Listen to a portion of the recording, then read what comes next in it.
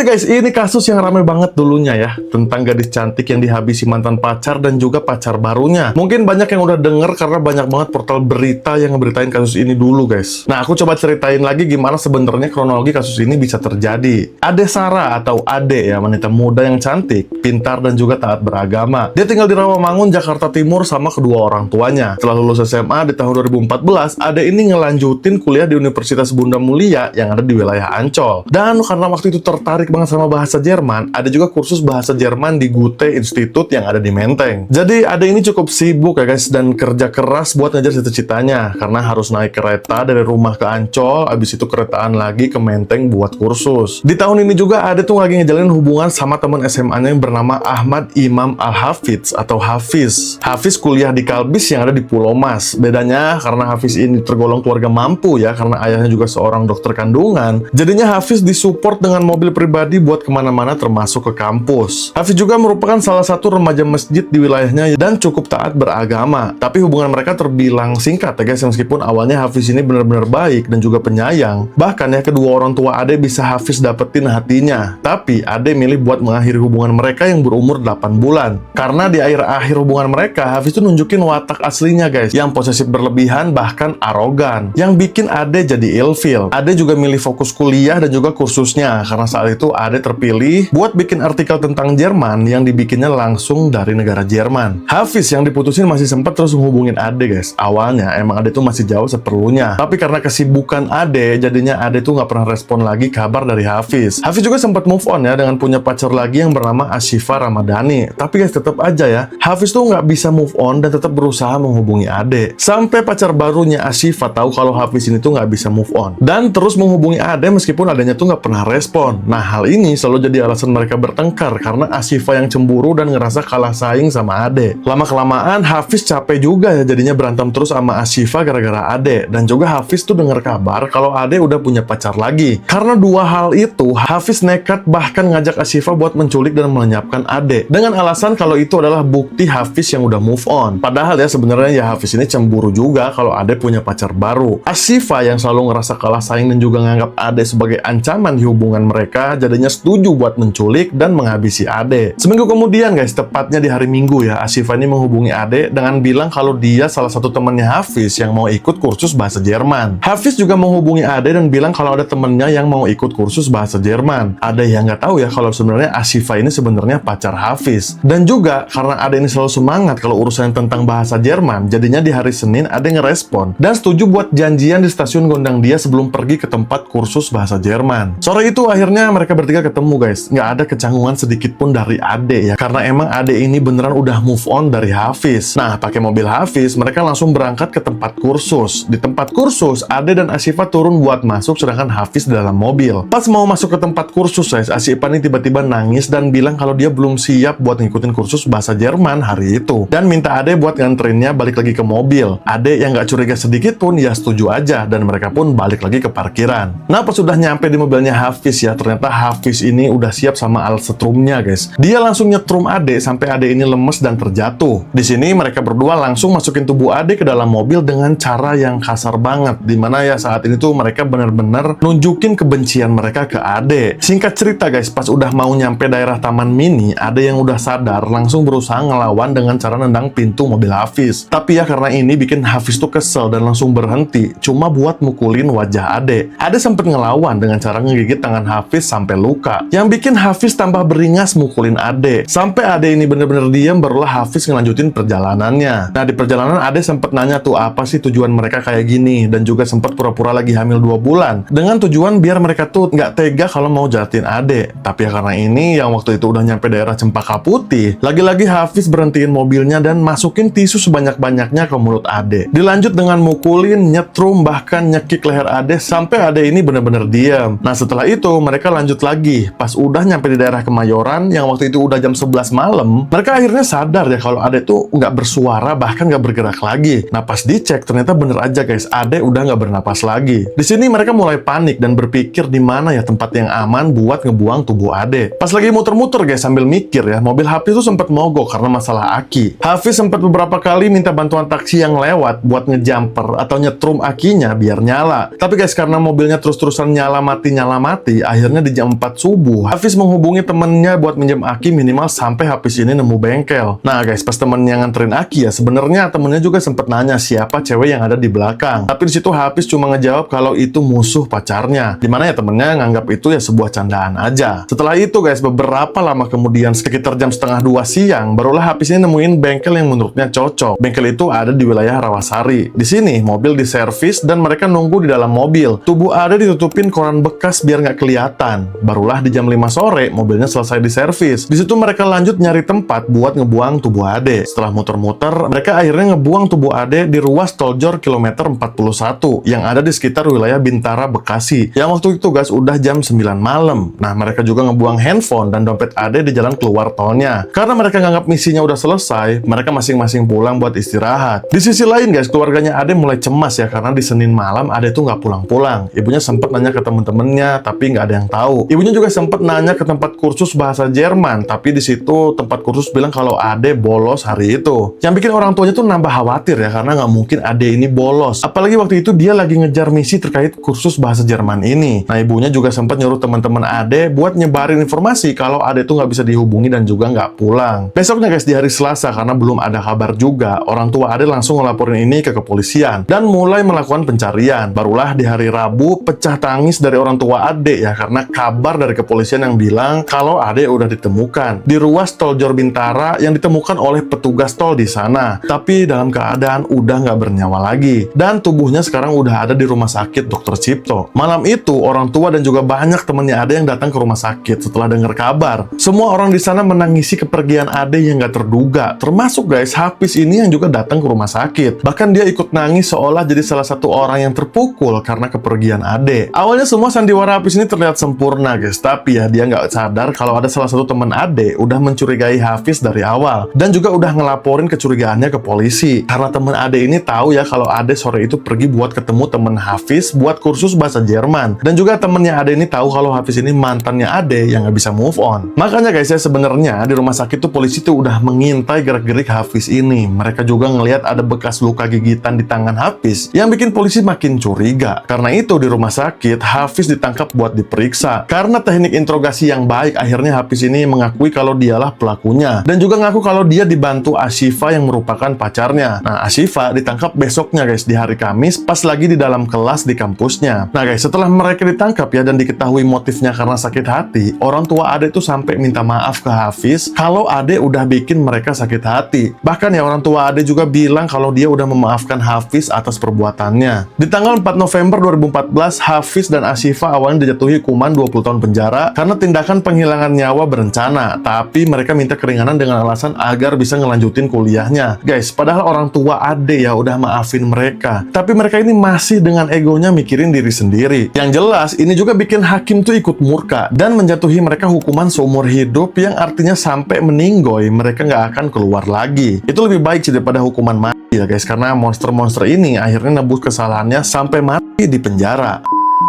Oke guys, itu tadi ya kasus Ade Sarah yang di tahun itu bener-bener rame banget ya. Semoga Ade ditempatkan di tempat paling baik di sana dan juga dikasih penggembiraan dan ketabahan buat orang tua Ade. Dan tentunya dari kasus ini kita jadiin pembelajaran ya, biar kasus kayak gini nggak pernah terjadi lagi. Next guys, seperti biasa kalau ada yang mau dibahas langsung kalian tulis di kolom komen. Dan jangan lupa support dengan cara like dan follow biar aku semakin semangat. Aku Amar, see you on the next guys. Ciao.